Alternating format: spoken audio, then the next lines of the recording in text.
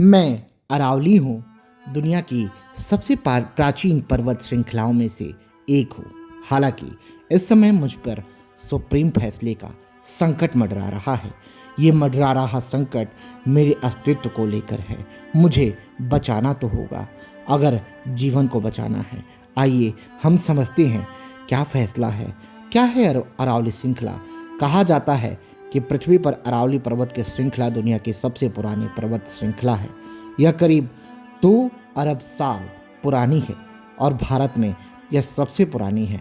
यह हिंद गंगीय मैदानों इलाकों को रेगिस्तानी रेत से बचाने के लिए एक अहम परिस्थिति बैरियर की तरह काम करता है। वैज्ञानिक मानते हैं कि अगर यह पर्वत श्रृंखला ना होती तो भारत का उत्तरी क्षेत्र रेगिस्तान में तब्दील होना शुरू हो गया होता। हालांकि इस श्रृंखला के चलते ही थार रेगिस्तान अपने उत्तर की तरफ हरियाणा, राजस्थान और पश्चिमी उत्तर प्रदेश तक नहीं फैल पाया है। इतना ही नहीं, अरावली थार रेगिस्तान और बाकी क्षेत्रों के बीच जलवायु को संतुलित करने में भी अहम भूमिका निभाता है। अब एक सुप्रीम फैसले ने पूरे राजस्थान समेत उत्तर भारत के कई राज्यों में संकट मंडराने लगा है। आपको बता दें कि इसके अलावा पूरे क्षेत्र में जैव विविधता और भूजल के प्रबंधन में भी यह श्रृंखला बेहद अहम है। इसके चलते ही दिल्ली से गुजरात का करीब 650 किलोमीटर से ज़्यादा का क्षेत्र प्राकृतिक तौर पर विभिन्नता बरकरार रखने के लिए महत्वपूर्ण है। यह रेंज चंबल, साबरमती और लूनी जैसी नदियों का स्रोत भी है। इससे बालू, पत्थर, चूना, संगमरमर, ग्रेनाइट भी भंडार है। इसके अलावा लेड, जिंक, कॉपर, सोना और टंगस्टन जैसे खनिज उत्पाद इसी पर्वत श्रृंखला में पाए जाते हैं। दरअसल एक फैसले ने अब पूरे देश को हिलाकर रख दिया है। पूरे फैसले को आइए अब हम विस्तार से समझते हैं। जिस फैसले से माना जा रहा है कि अब अरावली पर संकट के बादल मंडरा रहे हैं। सुप्रीम फैसला, वो सुप्रीम फैसला जिसने अरावली और तमाम प्रकृति से प्रेमियों के लिए झकझोर कर रख दिया है। दरअसल हम आपको बता दें कि सुप्रीम कोर्ट ने क्या कुछ कहा है। इसको लेकर हम आइए अब आपको समझते हैं। दरअसल सुप्रीम कोर्ट ने एक याचिका डाली गई। इस पर केंद्र सरकार ने सर्वोच्च न्यायालय में एक जवाब दाखिल किया।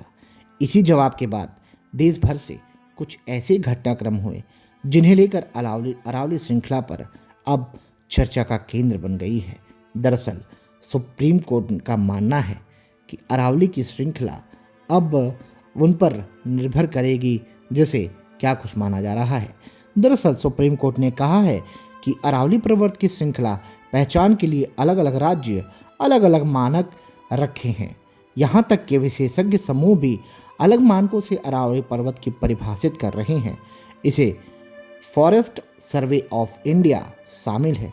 दरअसल 2010 में FSI ने कहा था कि अरावली श्रृंखला में उन्हें ही पर्वत माना जाएगा जिनकी ढलान 3 डिग्री से ज़्यादा होगी, ऊंचाई 100 मीटर से ऊपर है और 2 पहाड़ियों के बीच की दूरी 500 मीटर हो। हालांकि कई ऊंची पहाड़ियां इन मानकों पर नहीं थी।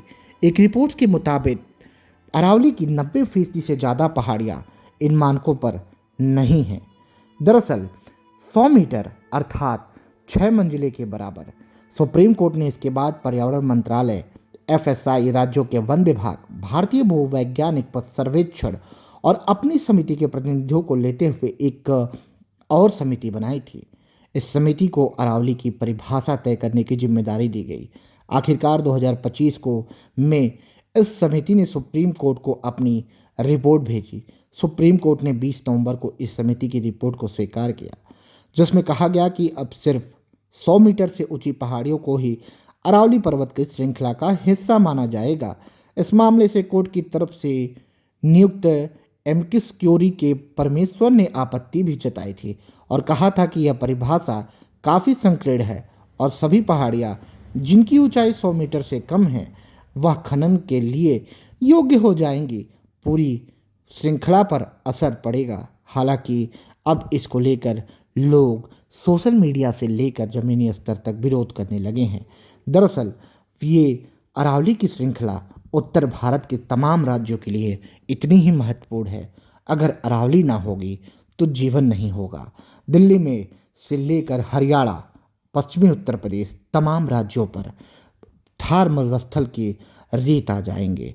इससे जनजीवन प्रभावित होगा। अब अगर अरावली संकट से जूझ रही है तो लोग आगे आ रहे हैं।